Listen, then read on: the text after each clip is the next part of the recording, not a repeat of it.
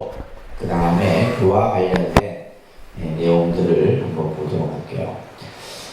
이 업에 대한 말은 우리가 사실 불교에서 참 많이 하죠. 그래서 보통 업보라는 말도 하고 또 선업을 닦아라, 또 악업, 뭐 이런 선업과 악업에 대한 얘기를 하고 그러죠.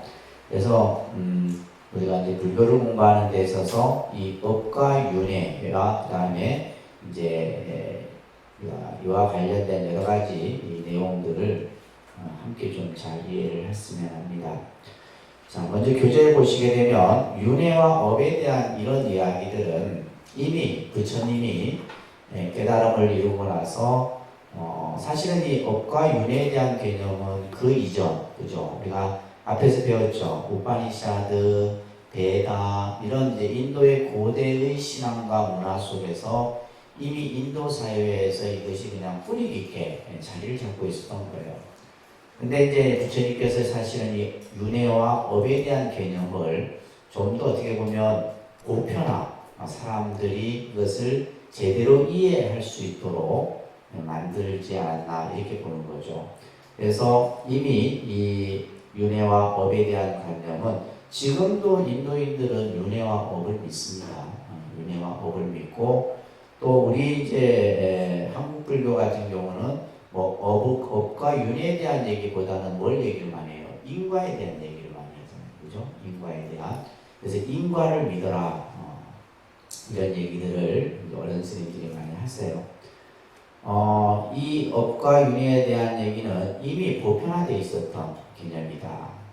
그런데 이 업과 윤회에 대한 개념을 이제 교재에서 어떻게 지금 설명하고 있냐면 현실에 불행한 상황, 그죠? 현재 내가 살아가는 데 있어서 여러 가지 어려운 문제들, 이런 문제들이 현재의 어떤 결과론에서 봤을 때는 현재의 어떤 여러 가지 상황 속에서 만들어졌다라고 생각할 수 있지만은 그것은 이미 뭐요? 과거의 업이 서로 연결되어 있는 그러므로 인해서 현실에 내가 생겨난.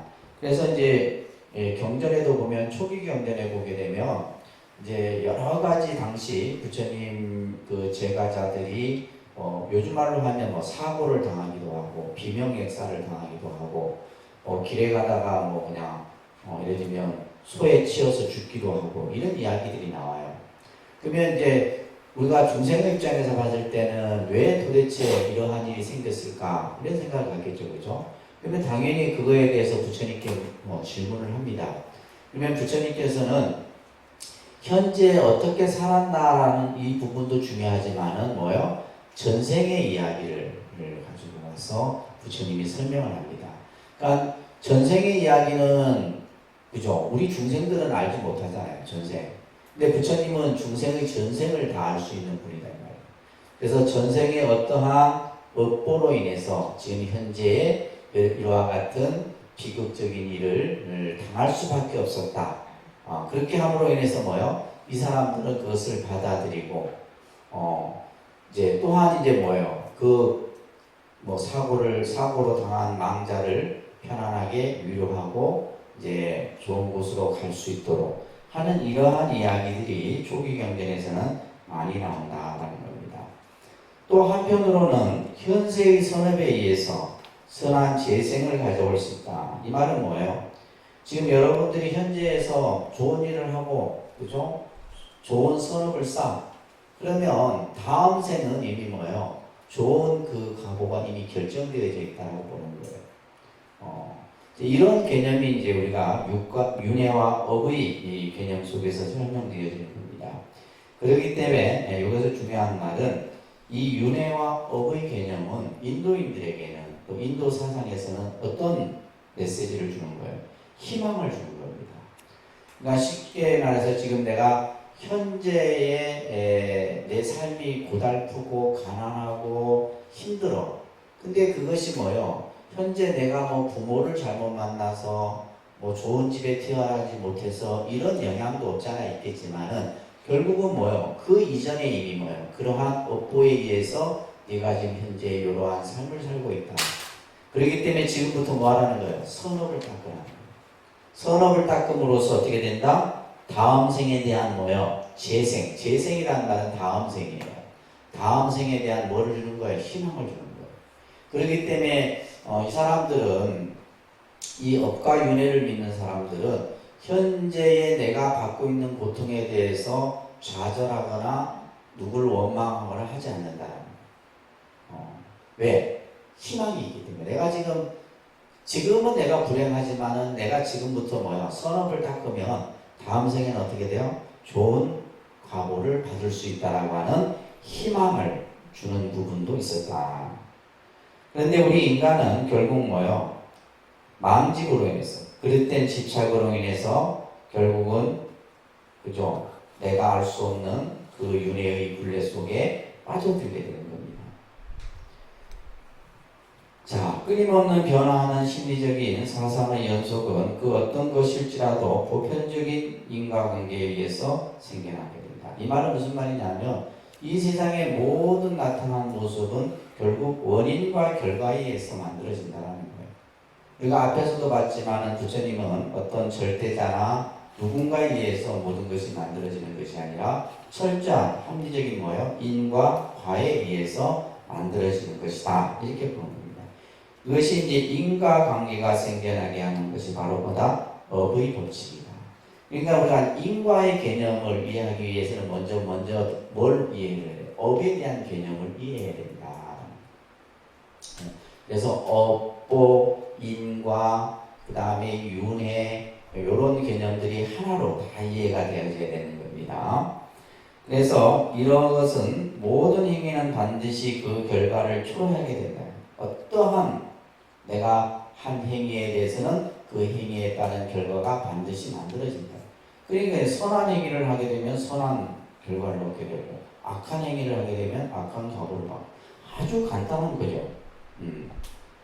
자, 이러한 인과의 법칙에 바탕한 법의 관념을 처음으로 그죠? 만들어낸 것은 부타가 아니었다. 그래서 뭐 예를 들면 업이나 윤회나 이것은 불교의 교설이라고 생각하면 안 됩니다. 이미 부처님이 이 세상에 출현하기 이전에 이미 인도인들은 이러한 업과 윤회의 개념을 다 받아들이고 있었다는 거예요.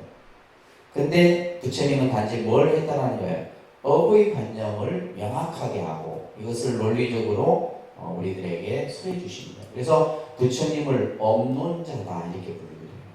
업에 대한 이론을 너무 우리들에게 쉽게 설명해 준 분이다 해서 부처님을 다른 말로는 업론자 이렇게 표현해요.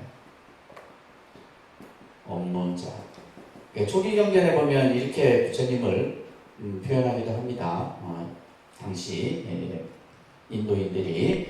자, 그래서 이제 그러면 도대체 업이라는 말이 도대체 어떤 개념이냐? 정확하게 여러분들 이해하셔야 돼요. 까르마라 이렇게 우리가 인도 범어로 불려집니다. 그러니까 까르마.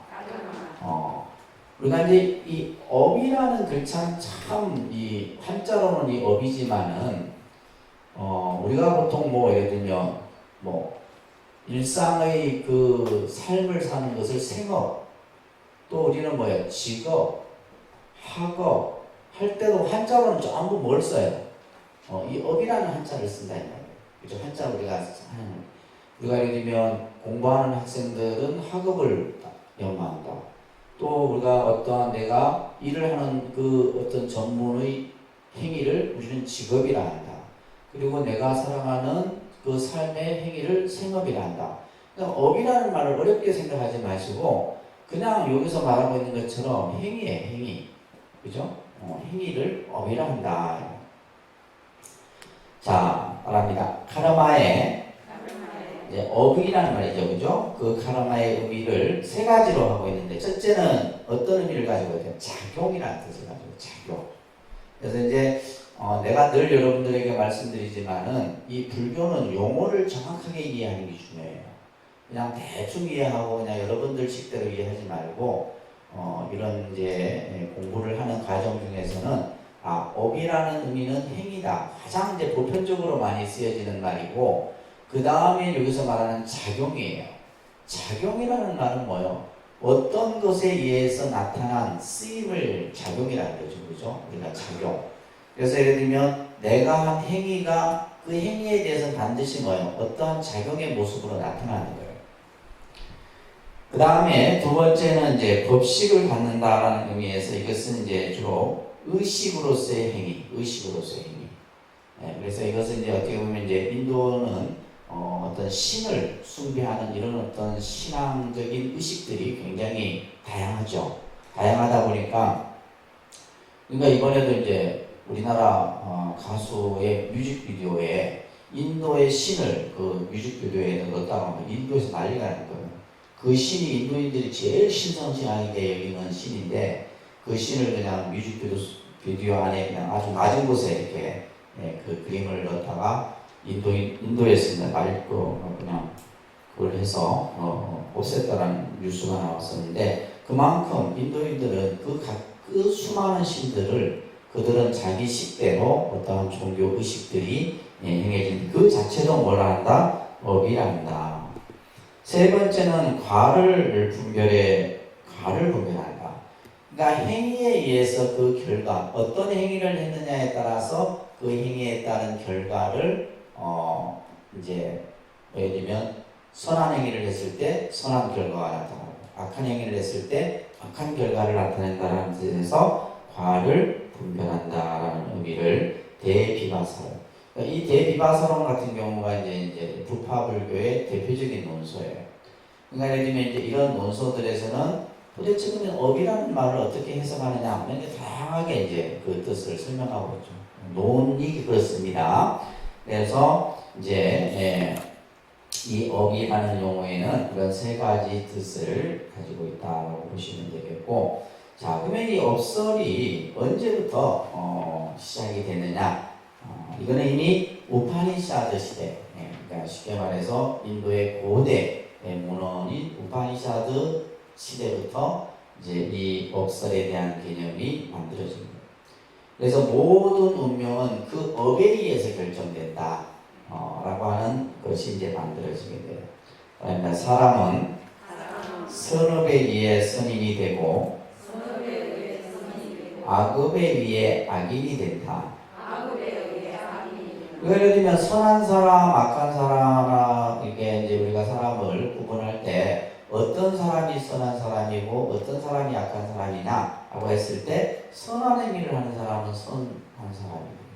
악한 행위를 하게 되면 악한 사람이 된다. 이런 이제 구절들이 우파니샤드에 있고 또 이제 이런 구절도 언급이 되고 있죠. 따라합니다. 좋은 행위에 의해 좋은 모태에 수태되고 나쁜 행위에 의해 나쁜 모태에 수태된다. 그러니까 우리가 예를 들면 생명이 태어나는 그 2년 동안 그죠? 내가 어떤 행위를 했냐에 따라서 쉽게 말해서 우리가 귀하고 좋은 집에 태어날 수도 있고 그죠? 또 똑같은 생명인데 참 그 결정되는 게 우리가 봤을 때는 참 그렇잖아요, 그죠? 이거는 어떤 모든 생명이 다 적용되는 표현이에요. 그래서 내가 어떤 행위를 했느냐에 따라서 이제 우리의 어떤 생 또한 결정이 된다 이거예요. 이것도 이제 우파니샤드에서 언급이 되고 있습니다. 이것은 바로 뭐를 얘기하는 거냐? 업의 가보를 인정한다. 업의 가보. 그러니까 행위에 의한 결과, 그죠? 어떤 내가 행위에 의한 결과를 말하는 겁니다. 그렇기 때문에 우파니샤드 시대부터 뭐가 존재하고 있었다? 업설이 존재했다. 그래서 핵심은 우리가 불교에서 업을 얘기하고 윤회를 얘기하고 이런 얘기들이 불교의 교설이기 이전에 이미 인도에서 있었던 교설이다. 이 정도는 꼭 기억하셔야 됩니다. 아시겠죠? 아함경에는 이러한 업에 관한 교설이 진짜 많습니다. 아함경들을 보게 되면 업에 대한 얘기들이 대부분 다 업과 관련된 얘기들이에요. 그래서 부처님께서는 이 업설을 그죠? 불교의 개념에서 그것을 받아들인 거예요. 예를 들면 이제 합리적이지 못했더라면 부처님께서는 이것을 또 그죠? 비판을 했었겠죠. 그래서 앞에서 얘기했듯이 불타는 업론자이며 업가론자이며 정진론자다. 이런 구절들이 보입니다. 부처님은 업론자다. 그러니까 업에 대해서 늘 그 법문을 보면 우리가 이제 흔히 설법의 핵심이 전부 이 업과 행위와 관련된 내용들이에요. 주로 보면. 그래서 이런 이제 이야기들이 많이 보여주고 있고, 과거의 업이 현재의 상황을 결정짓는 것과 같이 현재의 업은 미래의 상황을 결정짓는다. 이 말을 잘 좀 여러분들이 이해를 하시면 돼요. 그러니까 지금 현재 내가 지금 나에게 벌어진 상황은 이건 뭐예요? 과거에 내가 행했던 그 업이 연결되어 있는 거예요. 그래서 우리는 이제 이것을 교리 때 저와 항상 여러분들에게 설명하고 있듯이 우리는 뭐요? 삼생을 동시에 가지고 살아간다. 이 말을 이제 선생님들 본문에서 많이 하죠, 그죠? 삼생을 동시에 가지고. 그러면 내가 태어나기 전생, 지금 내가 살고 있는 현생, 그 다음에 다음 생인 내생. 이것을 삼생이라 하는 거죠. 전생, 현생. 현생을 다른 말로는 금생이라 얘기를 해요. 생으로 얘기하면, 시간으로 얘기하면 과거, 현재, 미래고, 생으로 얘기하면 이렇게 되는데, 지금 중요한 것은 늘 말씀드리지만 불교는 뭐요? 지금 현생의 문제에 대한 답을 찾는 거예요. 현생에. 자, 예를 들면 내가 지금 현생에 막 너무 힘들고 괴롭고 그냥 불행해. 근데 그러면 이것을 어디에서 찾아야 돼요? 예를 들면 이제 우리가 내가 지금 불행한 것은 부모를 잘못 만나고 내가 예를 들면 배우지 못하고 사회적인 요인이고 이렇게도 볼 수 있지만은 이미 뭐예요? 그러니까 이거는 그냥 현생만의 모습을 가지고 보는 것이고 이거는 우리가 보지를 못하니까 부처님은 아까 얘기했듯이 뭐예요? 네가 현생에 지금 불행하고 괴로운 것은 바로 뭐로 그죠? 시원을 찾느냐 하면 전생에 너가 닦아놓은 그 업이 악업으로 인해서 결국 지금 현재 받고 있는 과가 그죠? 나쁜 과보를 받고 있는 것이다. 그러니까 지금 예를 들면 이제 아까도 얘기했듯이 희망을 둔다고 그랬잖아요. 그러면 내가 내생에 대한 부분도 중요한 부분이죠. 내생. 인도인들 같은 경우도 인도인들뿐만이 아니라 모든 사람은 내생에 대해서 늘 관심을 갖습니다. 사실은 이제 전생은 잘 모르고 내생은 그죠? 우리가 죽고 나서 죽음 이후에 내생에 대해서 제일 사실은 그러니까 예를 들면 내 내생에 어떤 내 삶이 보장되어 있다면 여러분들이 조금 편할 거예요. 죽음도 안 두려울 거고 그죠? 별 걱정이 없을 거예요. 근데 이 내생 또한 우리는 알 수 없는 거예요.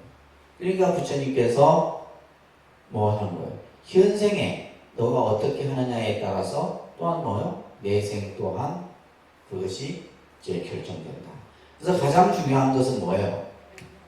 현생이에요, 현생. 그러니까 지금 현재 내 지금 살아가는 모습은 전생의 업과 그 다음에 또 뭐요? 내생의 그 결과 또한 전부 포함하고 있다. 이게 제일 핵심이에요. 아시겠죠? 이게 제일 핵심입니다. 자, 요 개념을 지금 주어서 말하고 있는 겁니다. 과거의 업이 현재의 상황을 결정지어요. 현재의 결과를 말하고 있고, 또 현재 여러분들이 어떻게 하느냐에 따라서 뭐가 결정이 되는 거예요? 미래의 상황 또한 결정된다. 무슨 말인지 이해되시겠죠? 그러니까 어떻게 해야 되겠어요? 현재 열심히 선업을 닦고 공덕을 닦고 해야 되는 거예요. 그래야지만 근데 이게 이제 예를 들면 우리가 이제 어떤 사람은 이제 이 서양 종교 같은 경우는 이걸 얘기를 안 하고 요거하고 요것만 얘기한다 그랬어요, 그죠? 지금 현재의 내 삶과 다음의 생을 얘기하는데 이 동양 종교 특히 이제 불교는 뭐 인도에서 비롯됐기 때문에 특히 뭘 중요시 여겨요? 이 부분도 중요시 여깁니다. 그래서 우리의 행위에 의해 결정된다. 우리의 행위. 그게 그래서 지금 우리가 어떤 행위를 하느냐, 어떤 업행, 어떠한 업을 짓느냐에 따라서 모든 것이 결정된다는 거예요. 그렇기 때문에 우리의 행위는 현재의 행위를 옳게 함이 힘을 키우는 것이 중요하다. 이 말은 뭐예요? 현재 열심히 살아가는 거예요. 현재 그래서 이 현재 내가 전생의 업도 바꿀 수 있는 거예요. 근데 이것이 이제 여기서 중요한 것은 인도에서의 우파니샤드라든지 이런 인도의 사상에서는 이것을 결정되어졌다라고 보는 거예요. 근데 부처님은 그렇게 보지 않았어요. 뒤에 나오지만은 결정되어진 것이 아니라 뭐 할 수 있다? 바꿀 수 있다. 바꿀 수 있다. 이게 중요한 거예요. 그것을 우리는 뭐냐면 업력이라고 해요. 뭐라 한다고요?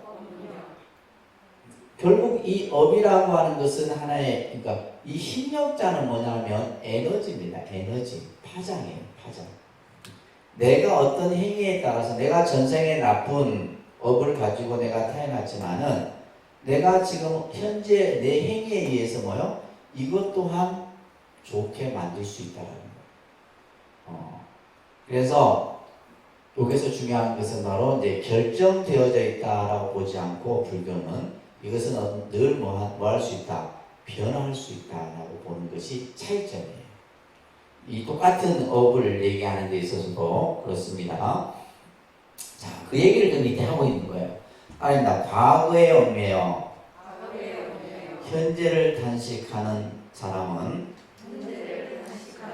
운명론이 되고, 그러니까 이 운명론은 뭐냐면 결정론 쪽 운명론이에요. 운명이라는 거예요. 예를 들면 운명은 결정되어 있다고 보는 거예요.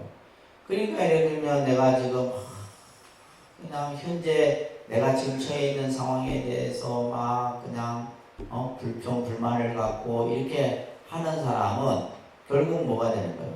그러니까 예를 들면 이제 과거에 어떤 내가 그 행위 자체에 의해서 내가 이렇게 됐다라고 하는 것은 운명론이에요. 근데 예를 들면 내가 과거에 나쁜 업을 내가 지었다 할지라도 현재에 내가 바꿀 수 있다는 거죠.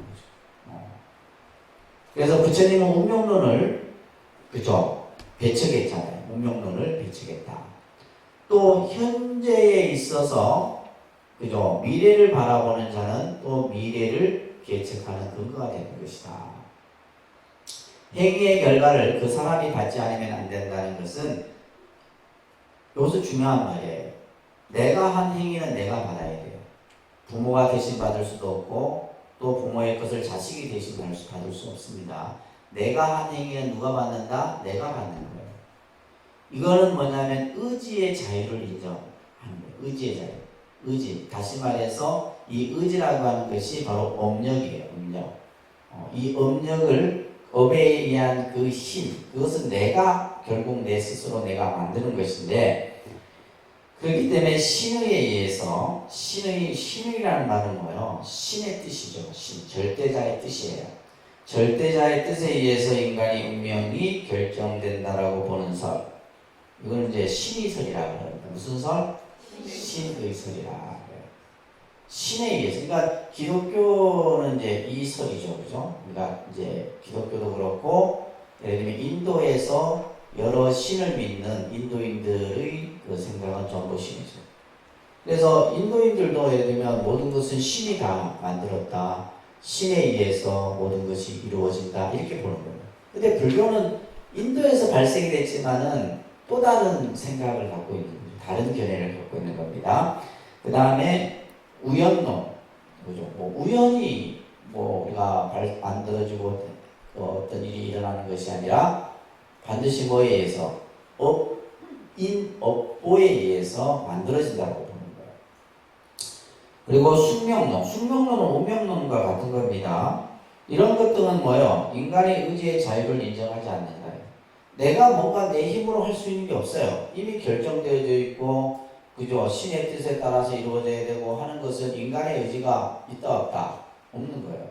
근데 부처님께서 지금 이 업소를 얘기하고 이것을 얘기하면서 뭐예요? 모든 것은 네가 다 만들어 갈 수 있다. 인간의 의지를 인정했다는 게 중요한 겁니다. 이게 핵심이. 아시겠죠? 인간의 자유의지. 내가 모든 것을 만들어 간다. 이게 이제 똑같은 업소를 인도에서 이제 시작이 되었지만은 부처님께서는 이것을 또 다른 관점에서 우리들에게 얘기를 하고 계시는 거예요. 따라서 행위의 책임을 그 사람에게 돌릴 수가 없다. 그러나 업설도 극단적으로 기계적으로 해석하면 그죠? 우리가 잘못 또 이렇게 다른 시각에서 보면 숙명론적으로 볼 수도 있어요. 왜? 과거의 전생의 그 업으로 인해서 현재 그 결과를 받는다라고 보기 때문에 그냥 이렇게 봤을 때는 숙명론적으로 볼 수 있지만은 여기서 중요한 것은 뭐요? 불교는 뭐요? 내 자유의지에 의해서 이것 또한 바꿀 수 있다는 거예요. 그래서 이것이 이제 뭐와 관계되냐면 연기설과 관계돼요. 불교에서 부처님께서 설하신 연기설과 업설의 관계를 통해서 불교는 또 다른 해석을 만들어내고 있다는 거예요. 그래서 따라서 업설을 이해할 때는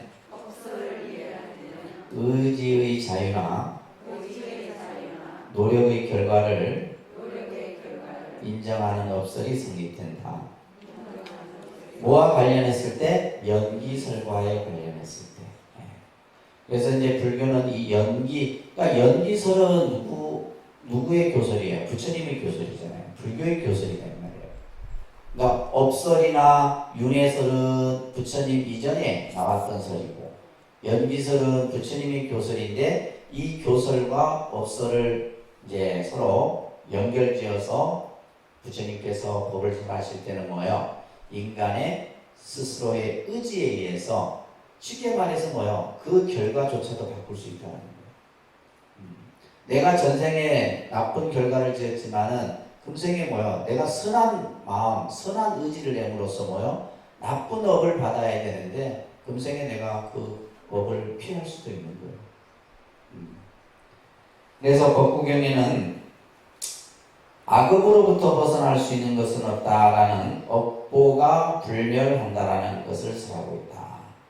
수타니파와타에도 연기를 보는 현자는 연기를 잘 이해하는 자는 뭐요? 업과 이숙을 바르게 한다. 이숙이라고 하는 것은 뭐냐면 전생의 습을 말하는 거예요. 이것을 바르게 본다라고 말하고 있습니다. 자, 그러면 업이 가지고 있는 본래의 그 본질이 뭐냐라고 했을 때 불교에서는 행위를 세 가지로서 구분한다 그랬어요. 이거는 여러분들이 이제 기본반에서 다 배운 거기 때문에 이것은 알고 있겠죠, 그죠? 그래서 우리가 삼업이라 합니다. 무슨 업? 삼업. 그래서 우리가 신업, 구업, 의업에서 신구의 이거는 꼭 기억하세요.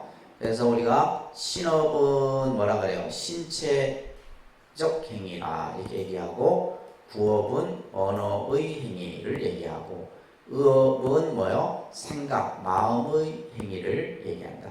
그래서 이 삼업이 가장 이제 기본으로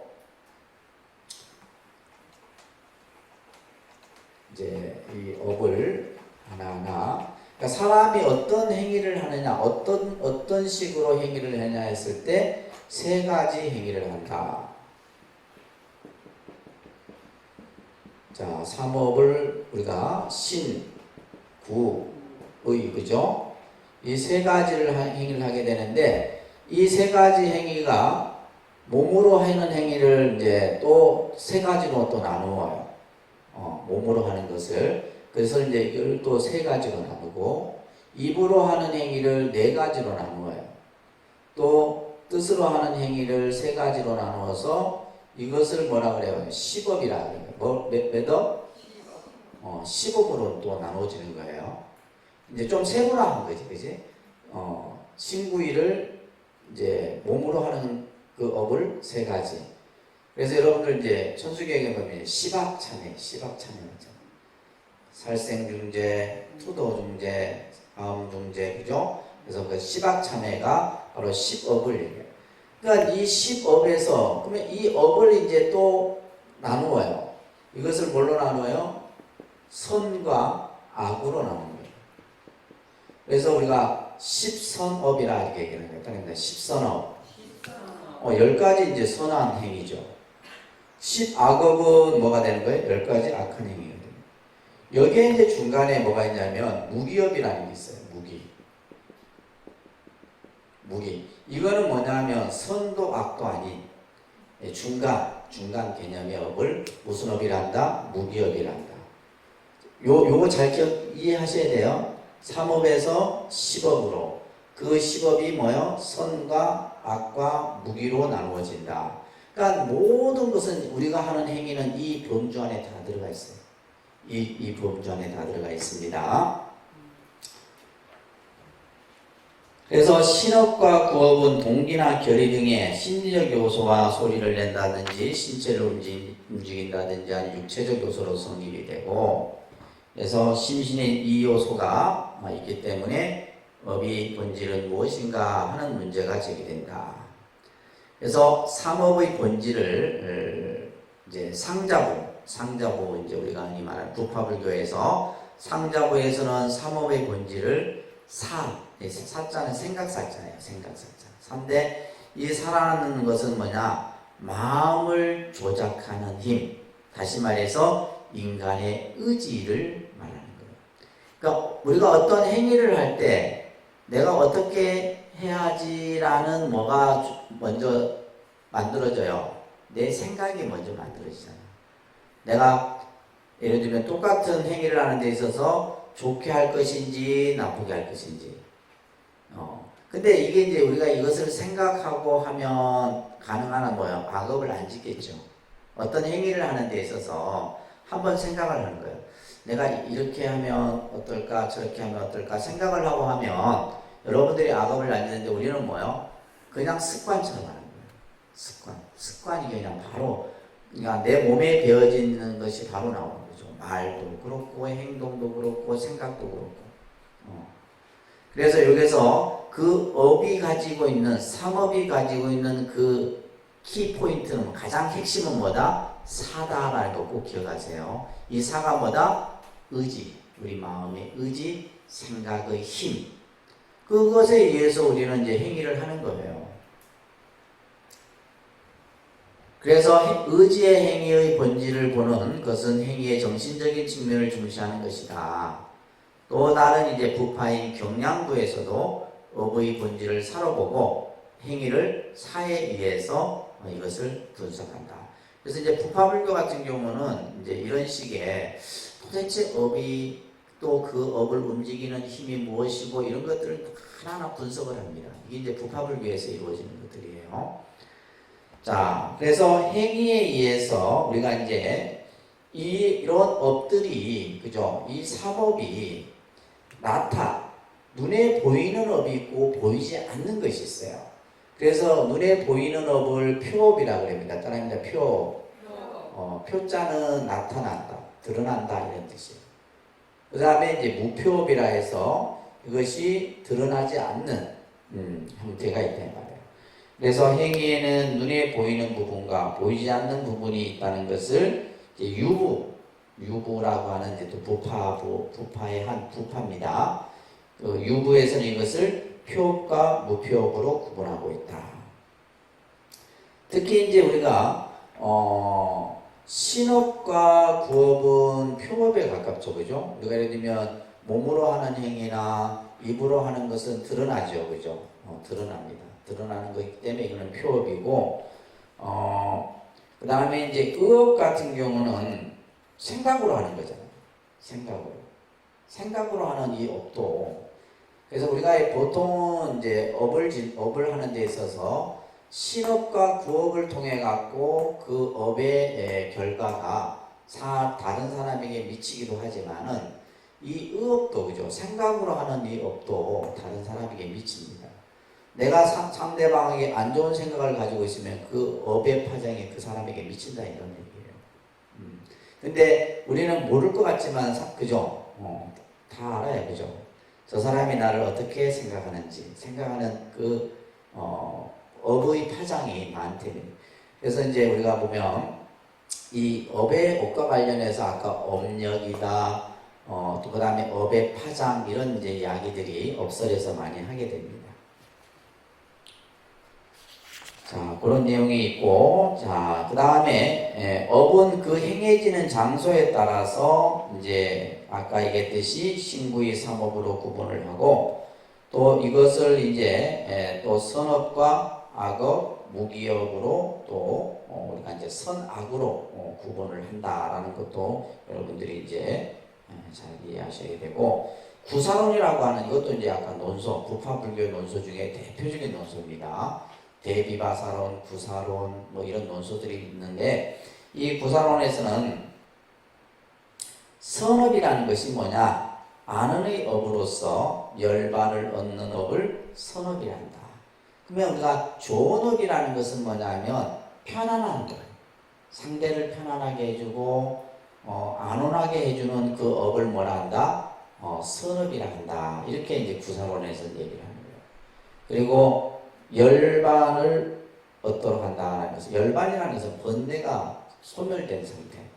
그래서 선업의 행위를 통해서 번뇌가 소멸되어지는 것을 말하는 것이 바로 선업이다. 그래서 중요한 것은 따라합니다. 무엇이 선인가는 바람직한 결과가 얻어지는가의 여부로 판단된다.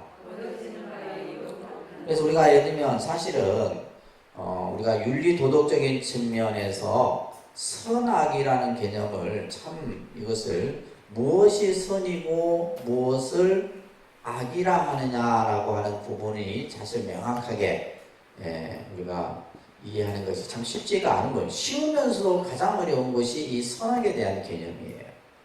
자, 지금 예를 들면 이 구사론이라는 교재에서는 선이란 무엇이냐?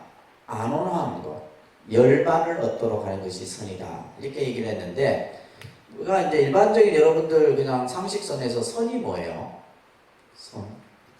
그냥 선이라니까 뭐 착한 거, 착한 게 뭐냐 이 말이에요.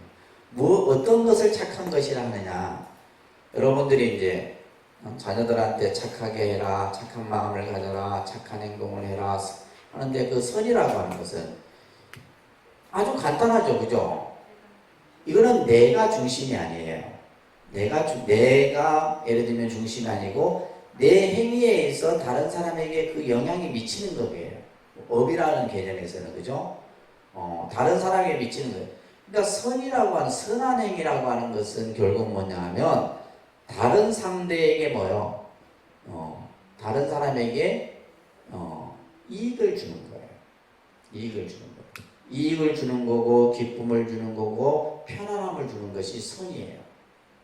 그러면 예를 들면 내 행위가 다른 사람을 불편하게 하고 힘들게 하고 하면 그거는 뭐가 되는 거예요? 악업이 되는 거예요. 누가 중요한 거예요? 내가 중요한 게 아니고 상대가 그것을 어떻게 받아들이냐. 내가 한 말이 상대가 상처를 받았다. 그러면 나는 나쁜 말을 한 거예요. 나는 나쁜 생각을 의도로 하지 않았는데 우리는 그러잖아요. 그죠? 대부분 그래요. 나는 나쁜 의도로 말하지 않았는데 그렇게 생각하지만 상대가 뭐예요? 그 말에 상처를 받았다면 그것은 구업이에요. 나쁜 구업을 지은 거예요. 무슨 말인지 이해되세요? 네. 그러니까 얼마나 이 행위가 중요하냐면 우리가. 그래서 우리가 예를 들면 말을 할 때 뭐예요? 한번 생각해 보는 거예요. 아, 내가 이 말을 했을 때 저 사람이 상처를 받을까? 아니면 기뻐할까? 편안해할까? 이렇게 생각을 해보셔야 돼요. 그러니까 결국 선이라고 하는 것은 상대에게 이익을 주는 거고 결국 악은 뭐요? 상대에게 뭐요? 손해를 끼치는 거죠. 그죠? 괴로움을 주고 불편을 주고 하는 것은 결국 악이다 이런 얘기예요. 그래서 이것을 통해서 앞에 얘기했죠. 10선업, 10악업으로 나타난다. 10가지 선업과 10가지 악업으로. 또한 이게 중요한 거예요. 내가 어떤 행위를 했는데 그러면 행위에 대한 결과가 언제 나타나느냐? 과보를 받는 것을 이렇게 또 설명을 합니다. 때로는 그 행위를 하자마자 그 행위의 결과가 나타나는 경우가 있어요. 이것을 현재 행위에 따라서 현재의 과를 받는 것을 말합니다. 순현법 수업이라고 합니다. 순현법 수업. 순현부라고도 얘기합니다. 줄여서 순현부라고 해요.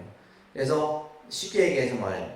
바로 내가 행하고 바로 받는 거예요. 그런 경우 있습니다. 내가 어떤 잘못된 행위를 했을 때 그 결과가 바로 나타나. 이건 순현보예요. 순현보. 그 다음에 금생에 안 받아. 다음 생에 받아. 다음 생에 그 과보를 받는 것을 순생보로 하는데 이것을 순차생 수업이라. 순차생 수업. 그래서 과보를 현재 바로 받는 경우와 다음 생에 받는 경우, 그 다음에 이제 내생에 받는 경우가 있어요. 후래. 한참 뒤에 받는 것을 순원차 수업이다. 그리고 이제 이 업이 결정되어 있는 것을 정업이라 그래요. 그런데 정업. 또 그 이제 딱 언제 받을 것인가 정해져 있어요. 현재 받을지, 다음 생에 받을지, 그 이후에 받을지 정해진 것은 정업이에요. 근데 이것이 정해지지 않는 경우가 있어요. 과보가 언제 받을지도 몰라. 이것을 부정수업이라. 정해지지 않는 것. 그래서 업에 대한 이제 이런 개념의 이야기들이 이제 우리가 보통 업보 이론에서 설명을 하고 있는 거예요. 그래서 가장 중요한 것은 부처님께서 이 이제 업에 대한 어떤 인간의 행위. 그래서 부처님의 교소를 보게 되면 사람이 귀하고 천하는 것은 출신, 가문에 의해서, 혈연에 의해서 결정되는 것이 아니다. 수다니파트에도 그 말씀이 나옵니다. 인간의 행위에 의해서 귀한 사람이 되기도 하고 천한 사람이 되기도 한다. 우리가 예를 들면 아무리 귀한 집에 태어나도 그죠? 행위가 천하면 그 사람은 천한 사람이에요.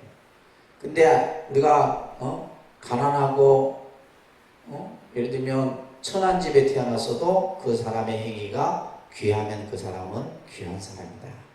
그래서 불교라는 종교는 뭐를 가장 중시했다? 인간의 행위를 중시했다. 아셨죠? 네. 인간의 행위를 중시했다. 왜 이게 크냐면요. 그 당시는 뭐요?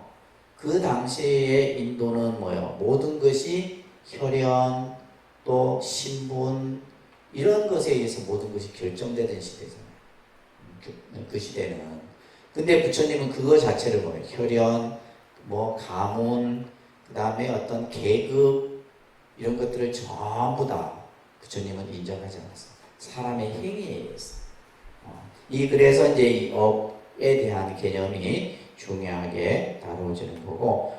그러니까 이제 이 업과, 우리가 예를 들면 이 업보와 관련해서 설명되어지는 것이 바로 뭐예요? 인과 응보잖아요. 그죠?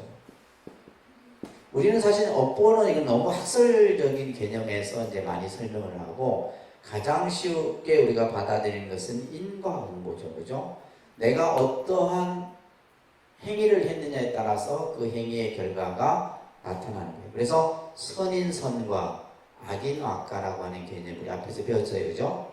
이런 이야기가 설명되어지는데, 그 중국의 백장 스님이라는 스님이 백장산에서 오랜 시간 이제 제자들에게 가르치고 수행을 지도하고 때로는 늘 이제 법문도 하고 이렇게 했었어요.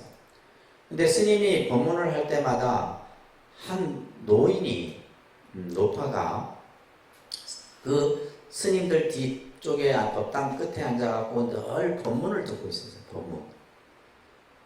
그날도 이제 큰 법회가 이루어지는데 이제 그 법문을 듣고 다른 대중들이 다 가고 나서 이 백장선사가 이제 법상에서 내려와서 방으로 가려고 하는데 이 노파가 백장스님께 와서 이제 스님 법문 잘 들었습니다. 이러면서 이제 어떤 얘기를 했냐면 저는 지금 제가 인간의 몸을 하고 있지만은 저는 인간이 아닙니다.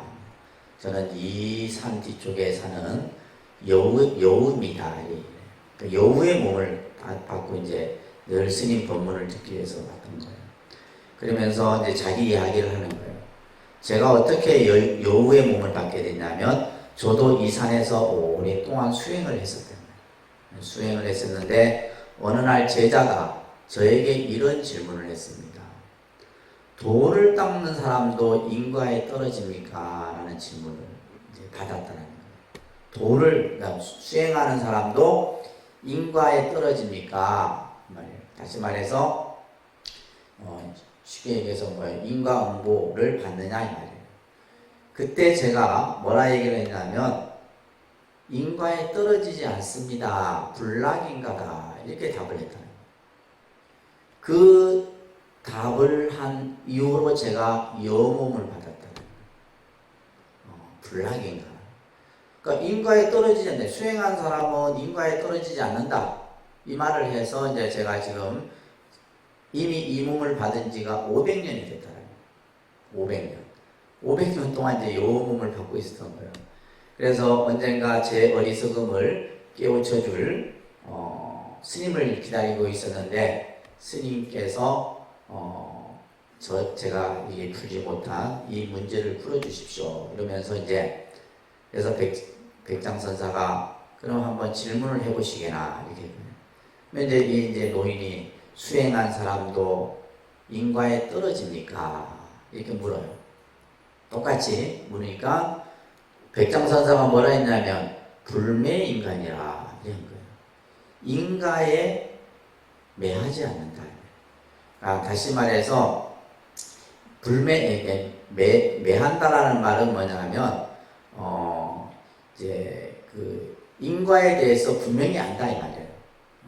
떨어지고 안 떨어지고의 답이 아니라 인과에 대해서 분명히 알고 있다. 그 말에 이제 그 노파가 마음의 문이 열린 거예요. 그러면서 스님 며칠 후에 저 뒷산에 가면 제가 이렇게 여우의 몸으로 죽어 있으니 이제 그것을 화장해서 저를 이제 화장해서 이제 장례를 치러 주십시오. 부탁하라고 살았고. 그 다음날 이제 대중들하고 이제 뒷산에 올라갔더니 진짜 500년 된 여우가 죽어 있더라고요. 그런 얘기가 이제 나오는데 그만큼 이 인과 관련된 얘기들이 우리가 선이나 또 교회에서도 많이 설해집니다.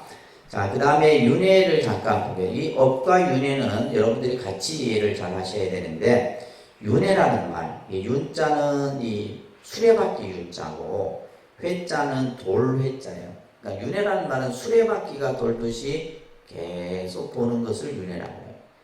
그래서 이 윤회라는 말은 이제 삼사라 인도 말은 삼사라라는 원을 가지고 있는데 이 뜻은 뭐냐면 수레바퀴가 돌듯이 계속 돌고 도는 거예요. 태어나고 죽고 태어나고 죽고 태어나고 죽고 계속 돌고 도는 것을 뭐라 한다고요? 윤회라. 그래서 그 밑에 보시면 그런데 윤회라 한 인간이 죽은 후에 그가 전생에 지은 행위에 의해 결정된 모습으로 당위에 다시 오는 것이다. 그냥 한 생명이 죽고 나서 이제 죽은 그 생명이 전생에 그 자기가 지은 행위에 있어. 여기서 행위는 뭐예요? 업이잖아요.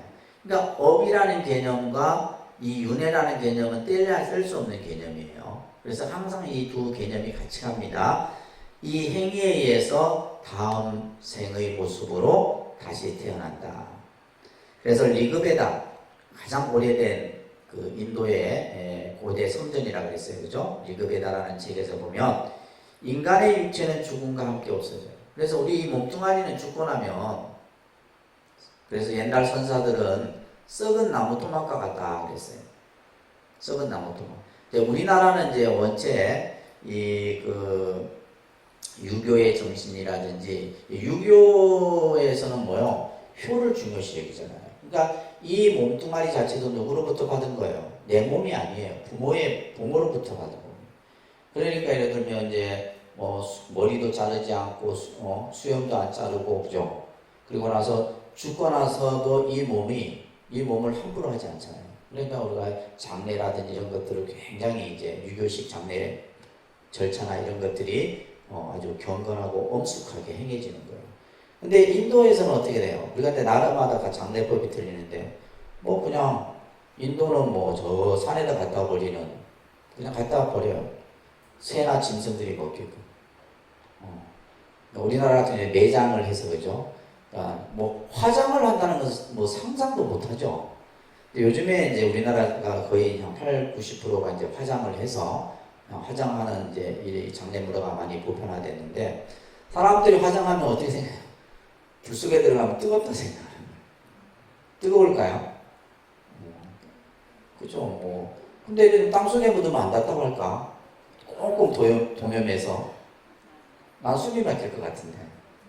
여러분들 그 입관하는 거 보셨어요? 어머니 입관하는 거 꽉 쪼갭니다. 눈도 틀어막고 막 틀어막. 우리 모든 구멍은 다 틀어막아요. 그리고 보면 이제 또 이 그 입관할 때 보면 이제 입안에다 돈을 이렇게 넣고 그 절차가 굉장히 복잡하죠. 그래서 이제 예를 들면 뭐 불에 들어가면 뜨겁나 땅 속에 들어가면 안 답답할까, 그죠? 근데 이 육체는 이미 죽음과 동시에 없어지는 것이다. 그래서 이제 썩은 나무 토막과 같다, 이런 이제 표현을 한 겁니다. 그렇지만은 그 영혼, 그죠? 혼은 불멸이다. 그러니까 이 인도인들은 이런 이제 사후 세계관을 가지고 있던 거예요. 육체는 그냥 아무것도 쓸모없어요. 그러니까 뭐 이제 뭐 새에게도 이제 그 육체를 그냥 먹으라 주는 조장, 그 다음에 화장, 뭐 길가에 버리는 그냥 이런 것도 있고 다양합니다. 영혼은 불멸한다 하여 인간은 사후에도 어떠한 형태로 살아남는다 라고 하는 이제 그 기록이 리그베다라고 하는 곳에 이렇게 기록되어 있어요. 또 바가바드기타라고 하는 이것도 이제 인도 고대 문헌에 나오는 이야기예요. 태어난 자들은 틀림없이 죽는다. 그죠? 태어나면 반드시 생자 필멸이라죠. 태어나면 죽어요. 누구나. 그리고 죽은 자들은 또 다시 뭐요? 태어난다. 그러니까 이 지금 윤회와 어떤 이 인간의 어떤 생명의 사후에 대한 세계에 대한 이야기들이 이런 이제 그 문헌 속에서 다 서해지고 있는 겁니다. 다시 몸을 받은 영혼은 낡은 육체를 버리고 새 육체로 바꾸어 입는다. 마치 어떤 사람이 낡은 옷을 버리고 새 옷으로 바꾸는, 이런 표현들은 불교 경전에서 그대로 수용을 합니다. 이런 표현들은. 그래서 오음강무자, 이 색수상행식의 이 몸을 새로운 옷으로. 그래서 우리가 죽음이라는 것은 이 표현이 맞는 표현이에요. 낡은 옷을 버리고 새 옷을 갈아입는 것과 똑같은 거예요. 그러니까 더 이상 이제 우리가 예를 들면 생로 병, 그죠? 늙음이라는 것은 모든 이제 어떤 정신 또 신체 이런 것들이 이제 서서히 작동이 안 되어 가는 거잖아요. 그러니까 결국 이제 마치고 나면 다시 또 다른 몸으로 바꾸는 거예요. 몸을 바꾸는 겁니다. 그렇기 때문에 여기에서 중요한 개념이 서려지는 거예요. 뭐가 서려지냐면 우리가 이제 생사라고 하는, 근데 이제 부처님은 중생의 현실의 입장에서 봤을 때 이 생사라는 것은 괴로운 거예요. 우리 입장에서 봤을 때 괴로운 문제인 겁니다. 중생의 입장에서 보면. 근데 예를 들면 이제 우리가 부처님은 뭐요? 생사해탈을 하신 분이잖아요.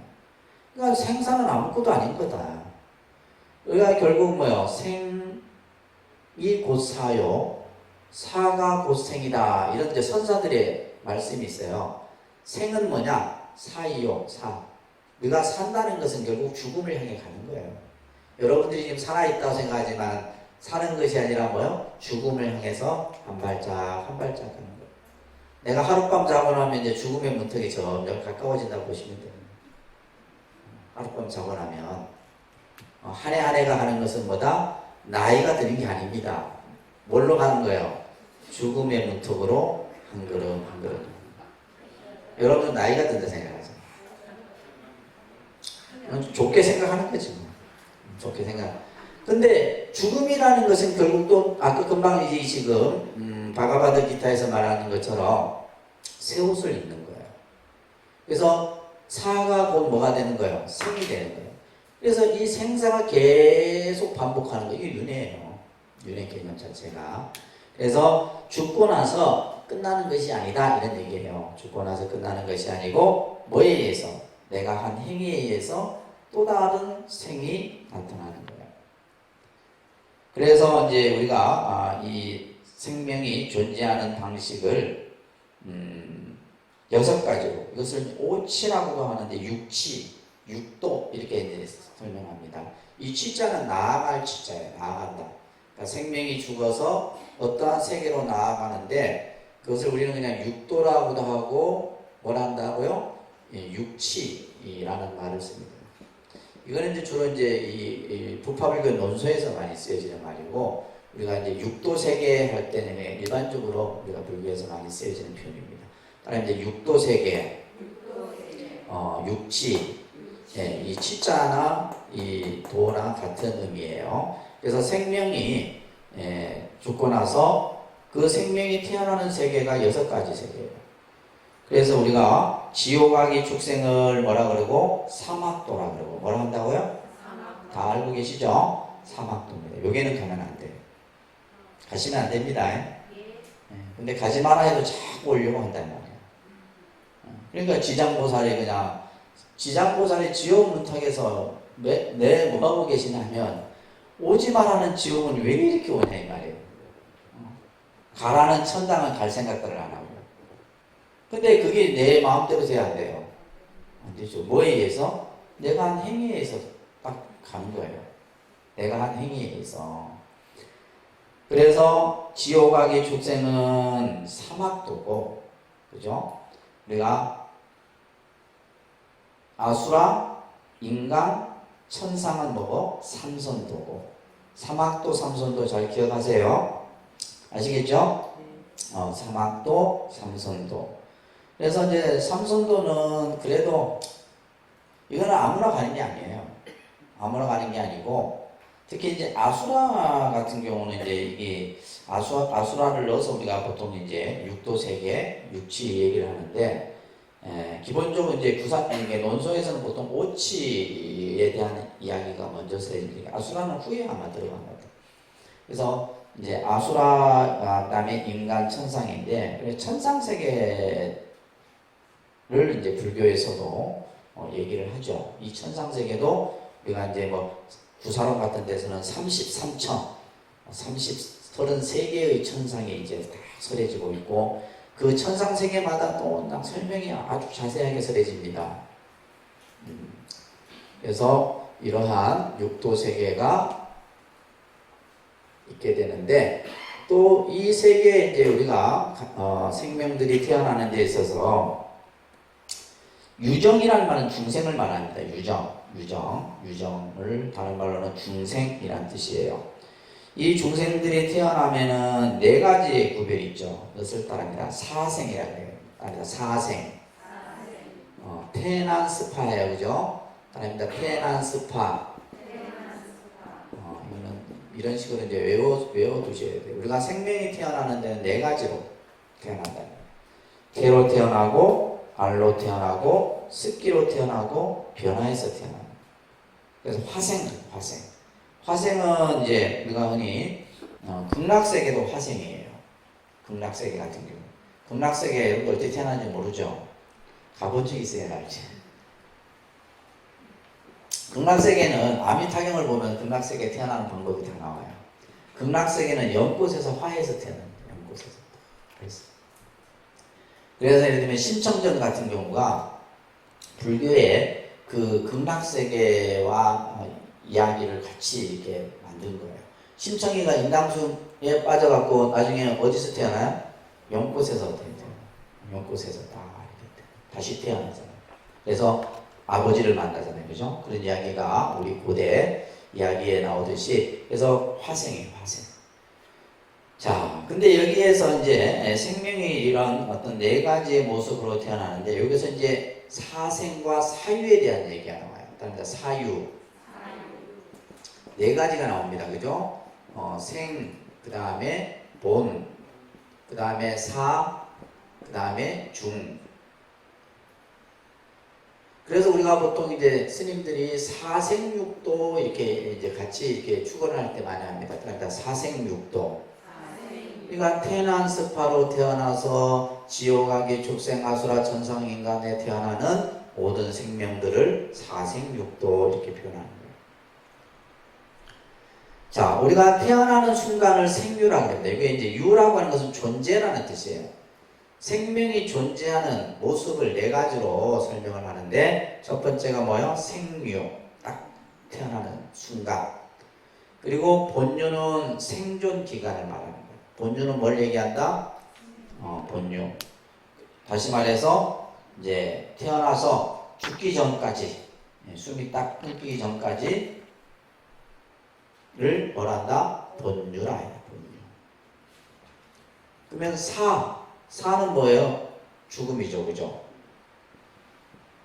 우리는 죽음이라는 것을 어떻게 알아요? 죽음이라는 것. 부처님께서는 생과 사는 어디에 있다? 호흡지간에 있다. 이런 말을 하셨어요. 어디에 있다고요? 호흡지간. 그죠? 여러분들이 숨을 쑥 들여 마셨다가 내쉬면 죽은 거예요. 숨을 쉬고 있기 때문에 우리는 살아있는 거죠, 그죠? 숨을 쉬고 있기 때문에. 그래서 생사는 호흡지간에 있다. 이런 이제 말이 있는데, 그래서 숨을 우리가 이제 들여 마시고 내쉬고 이 중요한 겁니다. 자, 그래서 이제 사유인데, 자, 여기까지가 우리가 이제 보통 생사예요, 그죠? 근데 아까도 얘기했듯이 윤회라고 하는 것은 뭐냐면, 태어나면 죽고 죽으면 또 다시 태어난다 그랬잖아요, 그죠? 죽고 나서 그냥 끝나면 되는데 또 다시 태어나는데, 그 태어난 이 죽음에서 다시 생의 몸을 받는 요 단계를 뭐라 하냐면 중류라 그러는 거예요. 중류라 얘기를 합니다. 중류. 이게 이제 우리가 이제 내일부터 이제 지장 49일 간을 들어가서 이제 조상 천도 우란 분제를 하게 되는데, 바로 이제 이거는 불교의 교설이 아니라 인도에서 이미 다 있었던 그런 교설들이에요. 근데 이것을 이제 전부 이제 불교에서 받아들여서 하고 있는 거죠. 이 중류인데, 이 중류를 중요하게 얘기하는 거예요. 중류. 이 중류를 다른 말로는 뭐라 한다? 중음이라고 해요. 중음이라 하고, 이 중류의 기간이 며칠이에요? 49일이에요. 며칠? 49일이에요. 49일이 중류의 기간입니다. 중류의 기간이 49일이에요. 근데 이제 49일 안에 이제 뭐가 결정이 된다는 거예요? 다음 생이 결정이 되는 거예요. 근데 이게 다 결정되는 게 아닙니다. 다 결정되는 게 아니고, 개 중에는 이제 이게 요즘에도 그렇잖아요. 그러니까 그냥 1심에서 딱 끝나면 되는데 2심, 3심 가갖고 다시 이제 또 해갖고 계속 복잡해지는 경우들이 있잖아요. 똑같아요. 똑같습니다.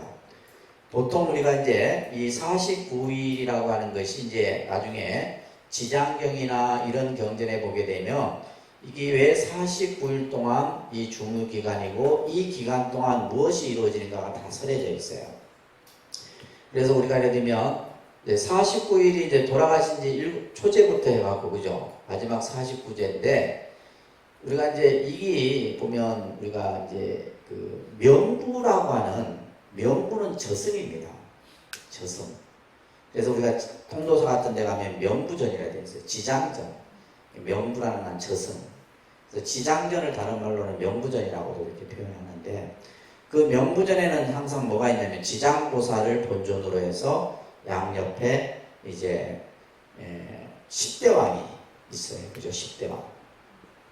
10분의 임금이 있는데, 이 10분의 임금들은 인간 세상에서 이제 우리가 태어나는 시간을 따라갖고 생이 결정이 되잖아요. 갑자생, 무슨 생, 그죠? 그러면 우리가 보통 60갑자잖아요. 60갑자. 맞죠? 네. 60갑자. 그러면 이 10분의 대왕이 6생을 이제 관리를 하는 거예요. 여러분들은 이미 딱 숨이 끝나면 가야 될 대왕이 이미 어떻게 돼 있다? 결정이 되어 있는 거예요. 그러니까 지금부터라도 명부전 가갖고 내 대왕 앞에 잘 와이를 잘 써놓으라 이 말이에요. 그게 바로 뭐예요? 예수제. 그래서 이 이제 10대 왕들이 이제 일주일마다 뭐 하느냐. 우리가 왜 7번의 죄를 지내냐면 일주일마다 심판을 하는 거예요. 심판을 하는 겁니다. 일주일마다 심판을 해서 그럼 뭘 가지고 심판을 하느냐? 여러분들 명부가 있어요. 그 명부는 얘기는 제가 진짜 어릴 때부터 노수님들한테 계속 들었던 얘기예요. 여러분들은 지금도 여러분들이 태어나서 내가 숨이 끝날 때까지 몇 년도 몇 월 며칠 날 뭘 하고 다 기록이 되어 있어요. 여러분은 가서 막 우긴다. 아이 나는 그런 적 없다고. 그럴 때 이제 이 염라대왕이 뭘 꺼내요? 업경대를 다 꺼내요. 업경대는 완전히 4차원. 이게 불교는 이미 벌써 4차원 시대를 다 이게 얘기를 한 종교예요. 그러면 다 나오거든. 요즘에는 이제 과학이 발달돼 갖고 이제 뭐 그 휴대폰 뭐 이런 것도 다 하잖아요, 그죠? 그러면 뭐 증거 되듯이 그래서 초제부터 해서 49제까지 이제 심사를 해서 이제 뭐가 결정이 돼요? 아까 얘기했듯이 사막도 삼선도가 결정이 됩니다. 근데 아까도 얘기했듯이 이제 여기에서 딱 끝나는 경우도 있지만 못 끝나는 경우들이 더 많습니다. 못 끝나는 경우들이 더 많아요. 그래서 보통은 이제 우리가 그 다음에 뭐가 있냐면 백제가 있어요. 요즘엔 백제들 잘 안 하는데 백제가 이게 이제 한 분 한 분 이게 7번째 대왕이죠, 그죠? 7번째 대왕까지 딱 하고 그 다음에 백제는 뭐예요? 8번째 대왕이에요. 그래서 보통 우리가 이제 지금 대왕이 몇 명이라 했어요? 10명. 그래서 1주기, 2주기까지는 절에서 하는 것이 가장 정석이에요. 2주기까지는. 그러면 몇 분이 돼요? 9번, 마지막 10분. 그 다음에 2주기 이제 끝나고 나서는 이제 집에서 하셔도 돼요. 그러니까 이렇게 해서 이제 보통 우리가 이제 이 사유에 대한 개념을 지장경이나 이게 구사론 이런 데서 설해집니다. 자, 이 지금 중음 기간에 받은 몸을 중음신이라고 해요. 무슨 신? 중음신은 형체가 없습니다. 형체가 없어요. 그러니까 우리가 법당에 지금 세 분의 영가가 모셔져 있어도 우리는 그냥 혼백, 위패, 영정으로만 보는 것이지 형체를 볼 수 있는 건 아니잖아요. 그죠? 그래서 이것은 미세한 오온으로 이루어져 있어. 이거는 마치 뭐와 같은 거다? 영혼과 같은 것이에요. 그리하여 자기가 태어날 생처를 찾아 이것을 뭐라 하냐면 간다르바라고. 간다르바. 이게 이제 우리가 시리연기설에서 말할 때 식이에요. 생명이 태어나는 그 최초의 식을 간다르바라 그러는데 이제 이 식의 이 모습으로 보여요. 근데 이제 유부에서 이 유부는 이제 부파불교의 한 부파인데 이 중유를 인정하기도 하지만 또 이것을 하지 않는 부파도 있다. 이렇게 지금 얘기를 합니다. 그래서 이 윤회 이론이 나타나는 배경에는 이제 밑에 나와 있듯이 인간은 스스로 지은 세계에 생각한다. 자기가 한 행위에 의해서 그 세계가 결정이 되는데 그래서 연마천의 사왕 야마가 사자의 영혼을 심판한다는 내용. 이런 내용들이 이제 이런 식으로 이제 10대 왕의 이야기로 이렇게 설해져서 지장경 같은 데서 이제 많이 설해지죠. 지장경 같은 데는 뭐 지옥 세계도 아주 자세하게 나옵니다. 그죠? 그런 얘기들이 나오고 있고, 자, 그러면 그 다음 페이지 넘겨보시면, 이러한 그러면 윤회를 어떻게 설명하냐면, 이미 우파니샤드에서는 오화설과 이도설이라는 이 윤회의 개념이 설해지게 돼요. 이 오화설은 한번 보면 재밌습니다. 네, 우리가 화장을 해요, 화장. 그죠? 인도에는 화장을 하니까. 이 오화설은 이제 우리가 장례를 지르면서 그 화장을 할 때 연기와 이 연기가 하늘로 올라가서 다시 비가 돼서 내리는 거예요.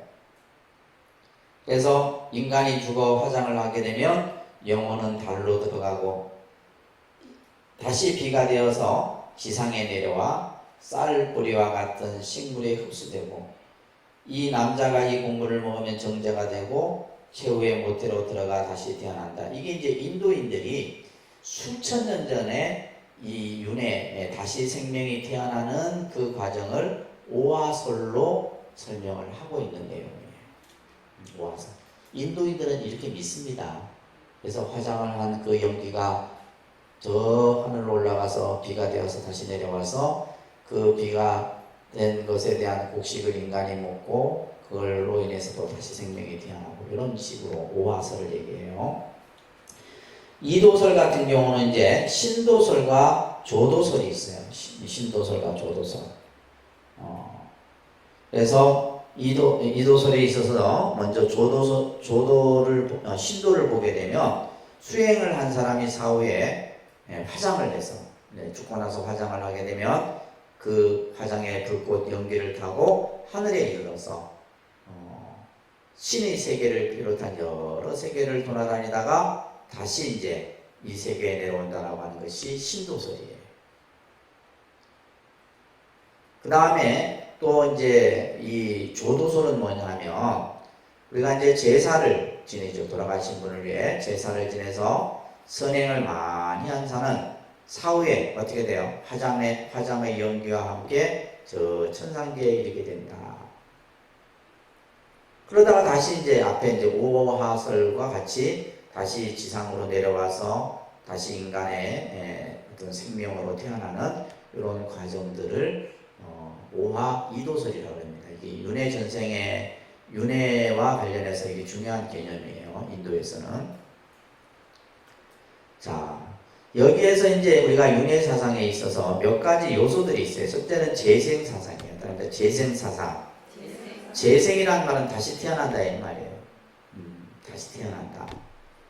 그래서 이제 심지어 우리 이제 티벳 같은 경우는 달라이라마라고 하는 정신적 지도자가 있죠. 이 달라이라마는 뭐냐면 이 재생 사상과 연결되어 있어요.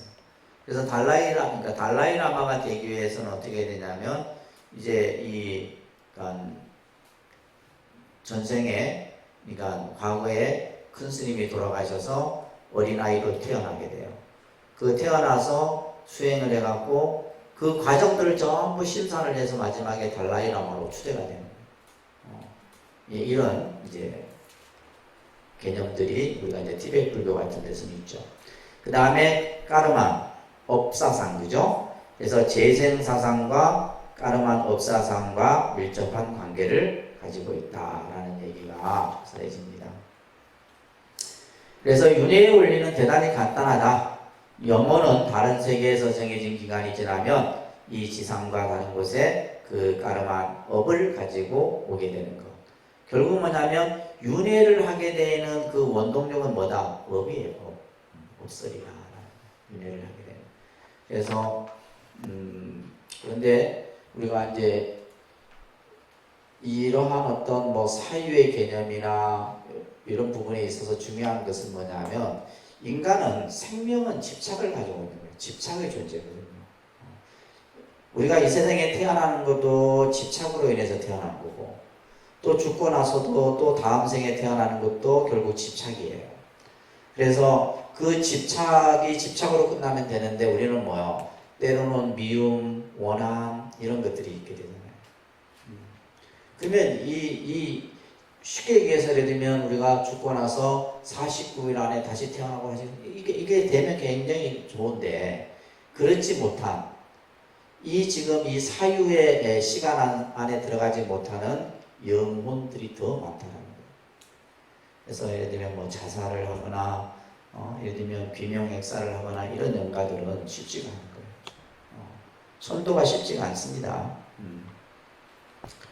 그런 이야기들이 우리가 이제 할 수가 있고, 그래서 여기서 보면 까르만의 장고, 업의 그 습이, 그것을 업습이라고 합니다. 뭘 한다고요? 업습.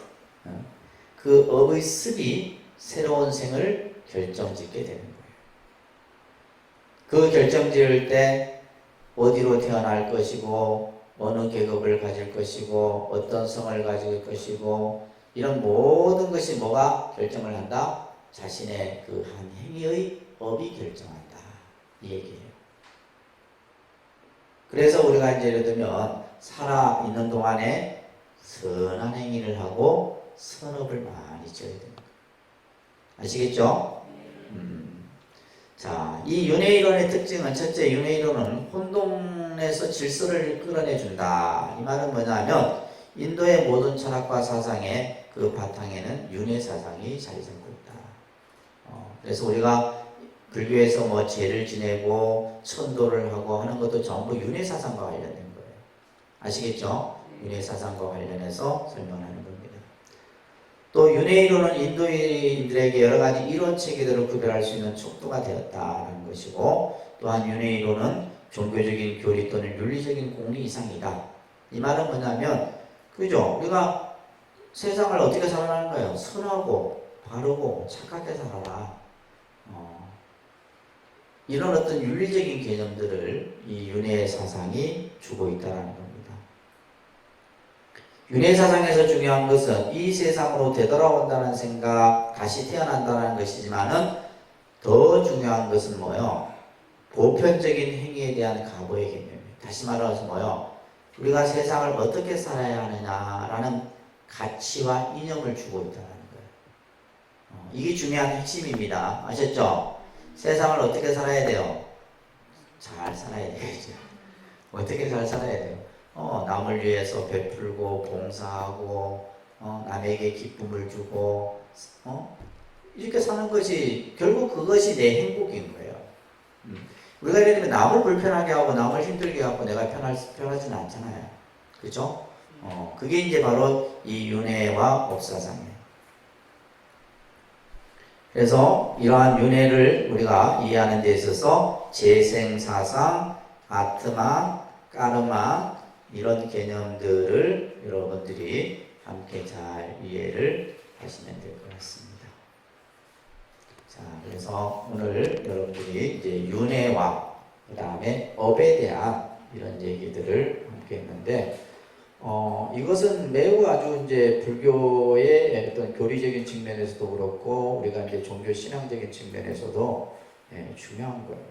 그래서 여러분들이 이제 내가 하는 행위에 대해서 여러분들이 잘 생각을 하고 가능한 한 선한 행위, 선한 업을 스스로 짓도록 여러분들이 노력하셔야 됩니다.